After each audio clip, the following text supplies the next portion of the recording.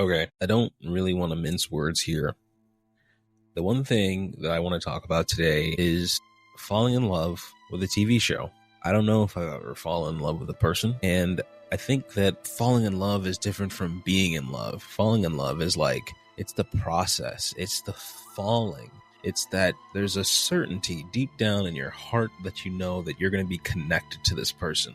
It has nothing to do with the other person. Falling in love doesn't.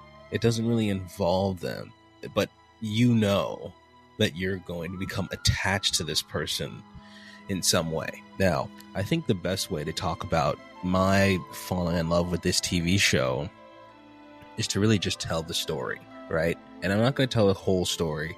The story really only goes up to episode 3 of this show, but we'll start with me doom scrolling through Netflix. I'm not sure why I was even doing this. This was a few months ago. I don't even watch TV that often. And I come across the show called Jin, Jin. So whatever. I shrug. I turn it on. I don't expect to be watching it for any more than 5 minutes. Obviously, there's a happily ever after here. And I'll say this, the reason that this video isn't called One Thing About Jin is because I need to talk about Jin in a separate video. That show really struck me to my core in a lot of different places. I think it's worthy of a few things, which again defeats the purpose of this channel and steps all over it, but I feel like I've already done that multiple times in my first few videos. I don't even know why I call this one thing. I'm not going to rant too much on this video, I promise. So here's a super basic overview of Jin. Jin is a story about a guy named Jin, the titular character. He is a neurosurgeon who has accidentally ended up back in the Edo period Japan, leaving his life behind indefinitely. He doesn't know if he'll go back. The show really takes the time to have him adjust to his new life. And when I say adjust, it's not just like, yeah, put your hair in a top knot and everything like that. This is like, I'm legitimately afraid. How did this happen? Can I go back? When am I going back? How much do I integrate myself into this community, into this society? Like, that's what the adjustment period is like for Jin, as he, in his mind, kind of departs his old life and starts anew, hundreds and hundreds of years in the past. One thing that Jin is leaving, I want to say behind, but he's going in the past. So one thing Jin is leaving in his modern life is his fiance, who for the last 2 years has been in a vegetative state as a complication of a life-saving cancer surgery that Jin performed on her. She trusted Jin to do the surgery. Jin was like, okay, I got this. I think Jin might have been a little unsure, but Jin was generally, and this is the Jin that we meet, a pretty unconfident surgeon. People called him nice because he deferred and gave the surgeries to the younger doctors, but this was really because Jin felt guilty and didn't really address the guilt he felt towards the state that his fiance was in following that surgery. The surgery that she needed to have, by the way. And so even on this backstory alone, you understand that Jin is someone who struggles with the concept of death, his personal culpability as a doctor in death, the death of others, really letting go. All of these things are things that Jin really struggles with, and he spends a good portion of the show carrying around a photo of him and his fiance, desperately wanting to return to his time. Again, that idea of how he adjusts. This is one of the ways that he adjusts. I won't even say adjust here. This is more of a coping mechanism. I'm going to go back home someday, so I'm going to carry around this photo. I won't give away too many spoilers, but that's just something he does to make himself feel better, normal, sane, all of these different things. Serves as motivation. And I mean, with this backstory alone, it kind of begs the question. So Jin's back in the past, and he wants to return to his time, but Jin does not want to return to the time where it's continuing into perpetuity. My fiance will never wake up. He really wants to return to the time that's in the photo. He wants to return to the time where he could still, actually hang out and interact with his fiance. He misses her desperately. So on the topic of falling in love with the show, the beginning of Jin is where I actually got hooked. And I want to talk about the moment I fell in love with this show. And it starts with a boy named Kichi. I'm pretty sure his name is Kichi. Kichi's mom gets kicked in the head by a horse. And if you ask me, Kichi was kind of asking for it. Watch the show. Jin, being a brain surgeon, neurosurgeon, ends up saving the mom. She got kicked in the head by a horse. And I'll just say as an aside, the surgery scenes on this show are top notch, and I'm always a sucker for a show that makes me feel kind of smart. So, you know, as far as like falling in love goes, I'm already being courted a little bit. I'm not going to be too weird, but you know, it's the small things. It starts with the small things. Because again, I was going to turn this show off after 5 minutes. That's the thing I told myself going in. Kind of like when you tell yourself when you're meeting someone for the first time, you're like, okay, this isn't going to go too great, but you know, we'll just do it to say that we did it so that we don't have to hear anything from anybody else again. But hey, look, so far so good. So Jin is able to heal the mom. Life is good. It reaches a certain point where Kichi ends up getting sick. He actually ends up getting cholera, and the doctor ends up saving him too. So this family is super happy and super grateful to Dr. Jin. There are 2 life-threatening moments in about basically a week, and this miracle doctor, who nobody knows where he came from, saved them both. So this is when Kichi's mom is just one day later on decides to give the doctor some eggs. So she drops by his house and leaves them for her. Now, the thing is like, we don't see Kichi's mom again before she dies, and she gets murdered by an assailant. But it's like super random. She just gets randomly stabbed and dies. So from a writing perspective, you could ask, like, what was the point of Dr. Jin saving her life just for her to die a few days later? But, you know, as I'm watching the show, I'm not really thinking this, right? I'm falling in love, so I'm suspending my disbelief. I'm suspending my intelligence here. I'm just going to let the story cook. And it cooked. That's a fine concern to have. Why did they kill a character who they just had the doctor save? Was it just for the cool surgery moment? What's the show about? But the show's already got me hooked a little bit, so I'm going to let it cook a little bit. When the doctor learns that Kichi's mom died, he runs over there with all his supplies as fast as he can just to see, yeah, she's dead. She's actually just dead. And there's Kichi on the ground, kneeling by his mother, mourning her, crying. I'll say one more background thing about Jin in this entire show is the importance of family. Kichi, without a proper support system of his community, and now without his mother especially, would probably end up like in the military or something. I think they just find something for him to do.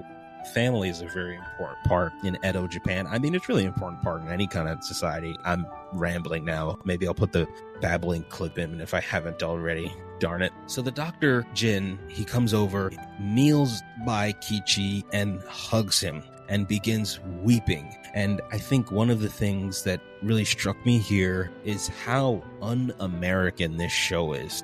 And all my American sensibilities are like, man, you know, you gotta be tough, you gotta be a man, you gotta be strong. And I don't know if it's American sensibilities, masculine sensibilities. It's just like, this show kind of throws that all the way. This doctor cries a lot, and I don't blame him for it one bit.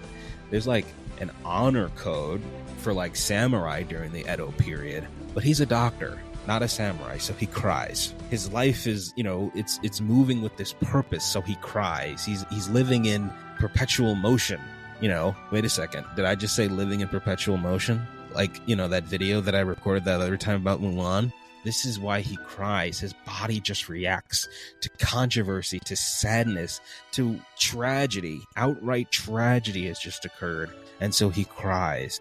And seeing this man be vulnerable in this way made my heart grow fonder. And I felt myself becoming more and more hooked, more enthralled with this story, with this world, with this character, Jin, and his struggle and how complex it was. Then we get to the scene that really capped it off. The doctor is staring at the sunset, and this is an important thing because after the doctor would finish his surgeries in his time, him and his fiancée would go to a special spot at the roof of the hospital and watch the sunset over the city, really relishing in the idea that they were changing lives, making people feel better. After doing a successful day's work, him and the fiancé, they'd have a lovely moment on the roof drinking a beer or something. Instead, because this is Edo period Japan, he is standing at the edge of some cliff, some grassy field thing, with his assistant Saki.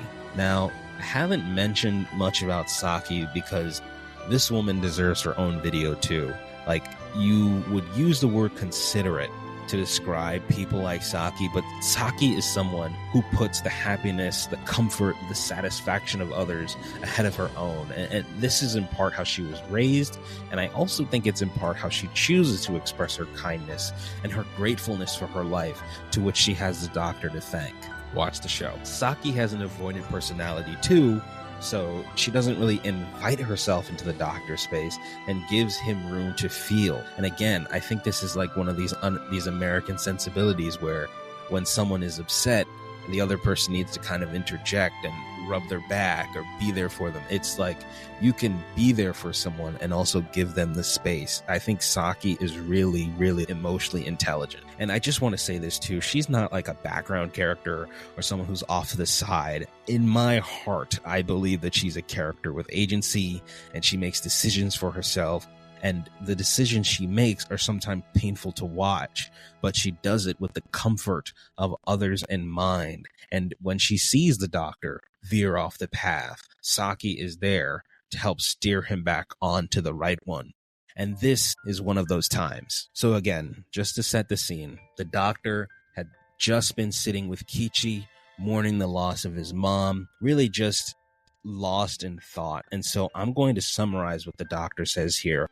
But as Saki goes to give the doctor space, he comes to the conclusion that he's helped no one, that the death of Kichi's mother was going to happen anyway from that horse, and that the random assailant, who we never hear from ever again in the rest of the show, sorry for the spoiler, well, it's like an anti-spoiler because it's nothing, is just history correcting itself. The idea that Kichi's mom was going to die was always going to happen, and the doctor did nothing but give her a little bit more time. And so, faced with his own uselessness, I think the mounting guilt that he felt both towards his fiancée that he never properly expressed, and now towards Kichi's mom, who he wasn't able to save, even though he was able to save her. It's just like people die, you know? The feeling that as a doctor, despite the fact that he has the tools, and now they are hyper advanced tools for this time, he doesn't know whether to help or not. And he doesn't know whether or not what he's doing has any meaning. Because if he's healing people and they drop dead anyway, then is his life just to be the spectator of tragedy, of the inevitable tragedy of death? It's a really haunting question and a haunting thought. And he comes to the conclusion that he has helped nobody and that he will help nobody, despite the fact that, and because I'm kind of jumping around a bit, I didn't tell you all the story, but Kichi got sick from cholera. Like, there was a full-blown cholera outbreak to the point that it would have killed almost everybody in that entire village in the entire show. At this point in the show, the doctor has saved maybe 80 to 85% of the people's lives in his immediate vicinity. And I don't think I'm being like dramatic with that number. But faced with the mortality of people, he breaks down. Faced with the fear that he'll never get back to his own time, that he'll never get back to his fiancée, that he'll never be able to be himself in his time again, he breaks down. All of these emotions come to a head, and he asks Saki, what am I even doing here? Both from a purpose perspective and like a literal why me? Why universe me perspective. I didn't spend a lot of time talking about how he accidentally fell back in time and everything, but I imagine that he just sees himself as a victim of circumstance, and he's trying to make the best of a bad situation. He's trying to take the doctor approach, which means heal what's in front of you, but it's hard, and so he cries. And him breaking down there, me having a similar struggle with his situation, I was literally asking the same question at the same time. What are you doing here, man? What are you supposed to do? Now, I'll stop the story there because that's really where I fell in love with the show, and I knew, hey, look, you could have me in here for 100 episodes, you could have me in here for 1,000 episodes, and we could talk about One Piece at some point. I was hooked on Jin, and I'll be talking about Jin again, and I'll be talking about Saki again, but I think as far as things that I was excited about to speak into a microphone this week, it was that moment and how I fell in love with Jin. Hopefully my storytelling did a good enough job for you to kind of paint the picture in your mind. I think Jin is it's a fascinating show. It's just so complex. It's just so much. It's just so deep. And you don't have a good answer for a lot of the characters' questions. Saki had a good answer for what is he doing here. Saki had a good answer for his argument that he's not helping anybody, because Saki just points at her own life and talks about the legitimate ways that the doctor has helped free her. The feeling that Saki now has a goal in life, something beyond the gender norms that she spends the show wrestling with. She has a direction from that. She has a liberation from that. Saki has her own life. This is nothing when it comes to talking about Jin. There are so many characters I haven't talked about, like political and history and all this stuff. Like, I didn't think I'd be interested in a show that's like sci-fi and then Edo period Japanese history, but I'm like, I don't know, I'm in it, and I'm not like a fan of any of that stuff coming out of it, but if someone says the name Ryoma Sakamoto to me, I'm gonna, like, my head's gonna swivel and be like, hey, wait a minute, you're talking about that character from Jin? And in some sense, it's like, that's not the point. Like, you know the person as the person who helped unify Japan and everything, but this show just had a huge impact on me, and I wanted to share that. That's essentially the point. I'm now rambling, so I'm going to end the video here, and I will. Thanks for watching.